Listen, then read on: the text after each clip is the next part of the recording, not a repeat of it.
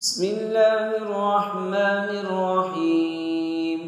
سيقول السفهاء من الناس ما ولاهم عن قبلتهم التي كانوا عليها قل لله المشرق والمغرب يهدي من يشاء إلى صراط مستقيم.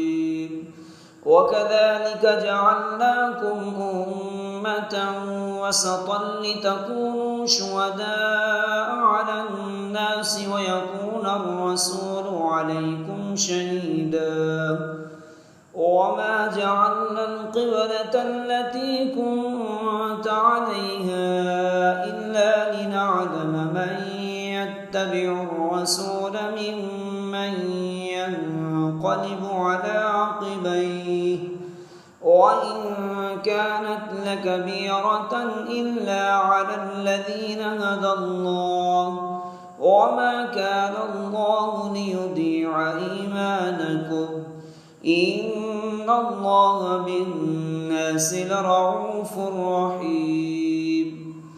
قد نرى تقلب وجهك في السماء فلنولينك قبلة ترضاها فول وجهك شطر المسجد الحرام وحيث ما كنتم فولوا وجوهكم شطره وإن الذين أوتوا الكتاب ليعلمون أنه الحق من ربهم وما الله بغافل عما يعملون.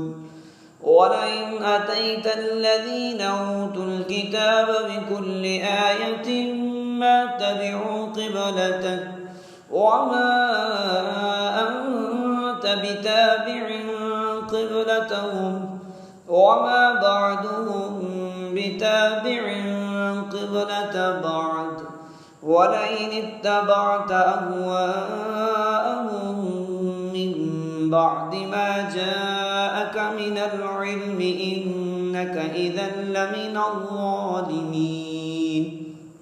الذين آتيناهم الكتاب يعرفونه كما يعرفون أبناءهم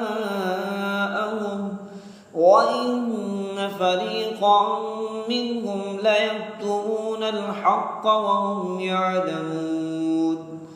الحق من ربك فلا تكونن من الممترين.